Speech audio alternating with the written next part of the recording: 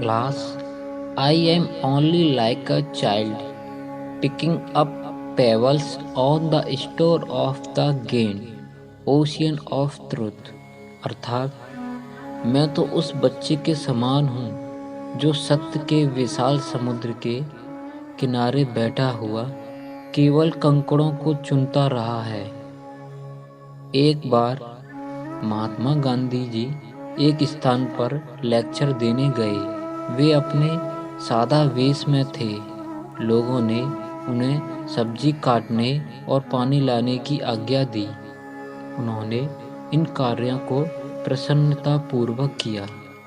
श्री ईश्वर चंद्र विद्यासागर एक युवक के कहने पर उनके ट्रंक को उठाकर चल दिए। इसी प्रकार यदि हम अन्य महापुरुषों के जीवन को देखें तो पता लगेगा कि महापुरुष बड़े नम्र होते हैं। उनके जीवन से शिक्षा लेकर हम भी नम्र बने।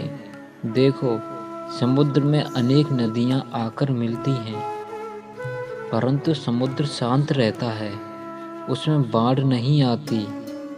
आप भी गंभीर और नम्र बनो। विद्या, धन, वैभव, उच्च पदवी, मान और सम्मान पाकर फूलो मत। अपनी मर्यादा से बाहर मत जाओ।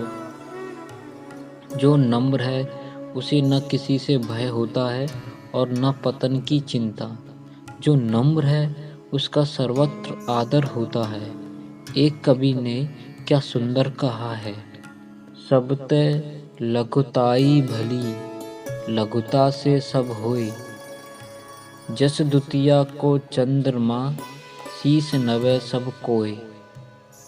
जो अभिमानी होता है उसका सर्वत्र तिरस्कार होता है।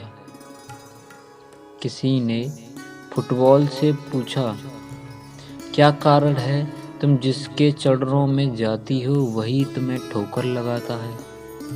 फुटबॉल ने कहा, मेरे पेट में अभिमान की हवा भरी हुई है, इसलिए लोग मुझे ठोकर लगाते हैं।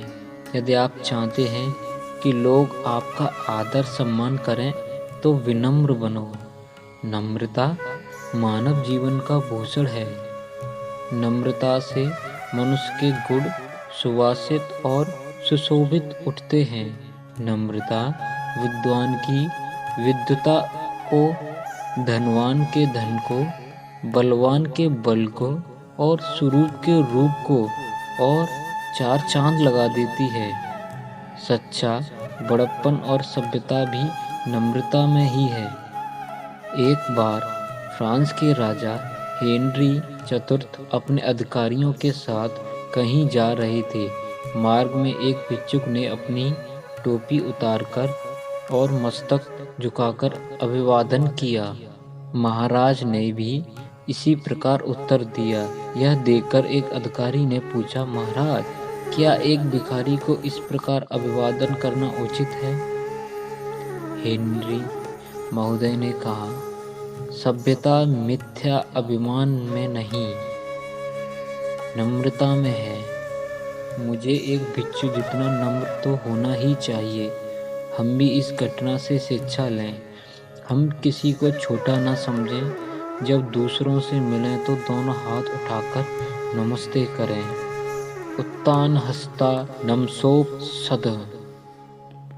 यदि संसार में उन्नति करना चाहते हो, मान और सम्मान चाहते हो तो नम्र बनो।